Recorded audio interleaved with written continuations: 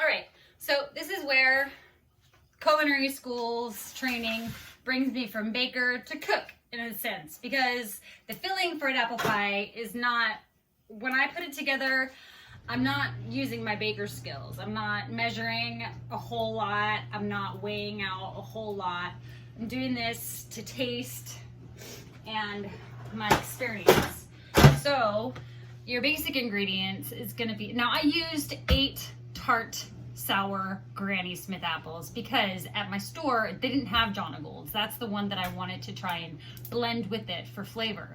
But because they didn't have it, I'm just going straight up Granny Smith all the way, and we'll have to like find some later.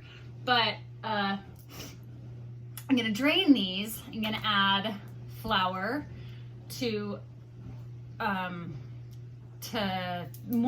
gather the moisture, so that absorb the moisture from the apples when I've drained the water off of them, because I don't want them to make too much juice. I want the flour to add thickening to my sauce in the pie as it's baking. And I'm also gonna add a full cup of sugar. I'm gonna add as much cinnamon as I desire. I'm gonna add a little shake of nutmeg, and I'm gonna add a teensy tiny bit of citric acid because I want to be able to balance out that sweet. So let's go ahead and drain off the apples.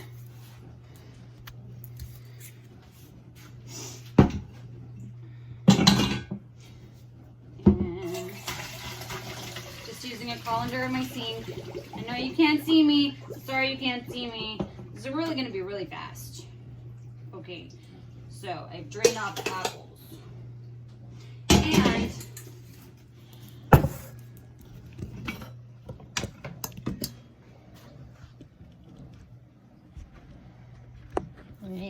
that's what they look like right now. So now to this, I'm going to add my flour, and cookbooks would say like a 1/4 cup, but I mean it varies with the weather. It also varies with how many apples you're using, and oh, that's good. Sorry, cooking at the same time speaking. That's right, I'm multitasking.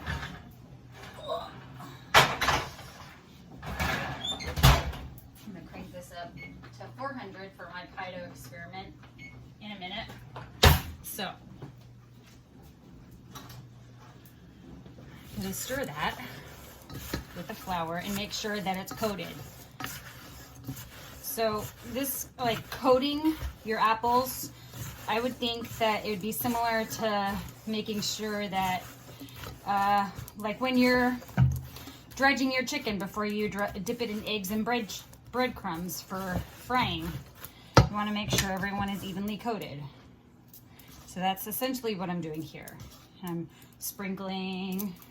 Okay. So I think that's good. They're not looking as wet. That flour is absorbing the water. It's going to continue to absorb the water. Okay. So now 1 cup of sugar.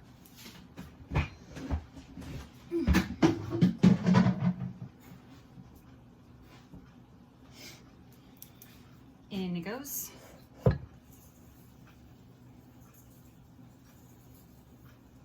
Okay, and then a generous serving of cinnamon, because we love our cinnamon. And while I'm up here getting my spices, I'm getting my nutmeg as well.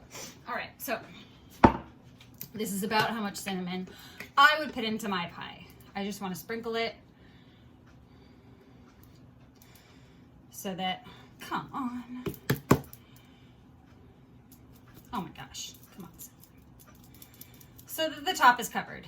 And that's about as much cinnamon as I put in. And then for my nutmeg, it's like literally pinch 1, pinch 2, we're done. I don't want overwhelming nutmeg flavor. And my last thing to go in is gonna be citric acid. Why citric acid? Well, I'm trying to balance my sweetness. So when cooks are in the kitchen and they want to try and balance their salt, they would add a little bit of sugar, or their acid. Hey, that's a good example. Like when I'm trying to make my tomato sauce, if I wanted to balance it out with all that acidity, whoops, all I would do is add a little bit of sugar. Well, now I'm adding citric acid. Citric acid is sour, like think, I don't know, anything sour, like a lemon. So now I'm just, this is less than a quarter teaspoon. I would say like 1/8 of a teaspoon. This stuff goes a long way. So that's it. That's my filling. I'm gonna stir that. Until it's all evenly incorporated.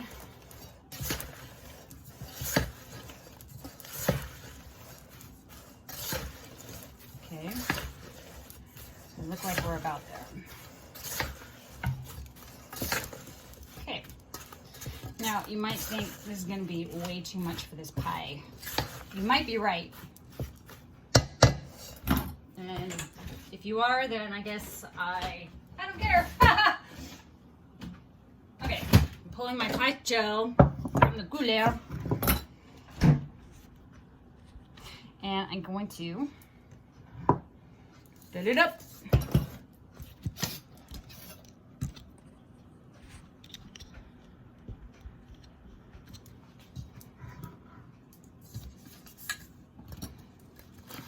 Oh yeah, can't you just smell it? Good, yummy, cinnamony goodness baking already. Now I cut the slices into quarters so that I could shove as much in here as I possibly could with, like, while still keeping them as slices. I don't want them in dices. Some people make their pie with diced apples. That's fine. Some people do half slice. I like to do quarter slice, because I like to try and jam in all the apples I can without making it too high. And I thought 8 was my lucky number, but some of those apples were kind of big. You know what? These might be too big. How many can I shove down in here? That's right, people. Use your hands. Shove it in. I don't want to hear any. Never mind. I don't want to get myself in trouble. Okay. All right. So all of these apples will cook down. They will shrink. They will reduce as they're cooking. Hopefully, if we play our cards right, they won't cook down too much. And when we put our top shell on, when the whole pie is done baking and there's that little air gap, what I've just done is just patted it down a little bit. Even if it's just like 1 inch, it's fine. It still tastes the same. All right, so I gotta just set this to the side. Watch my hands.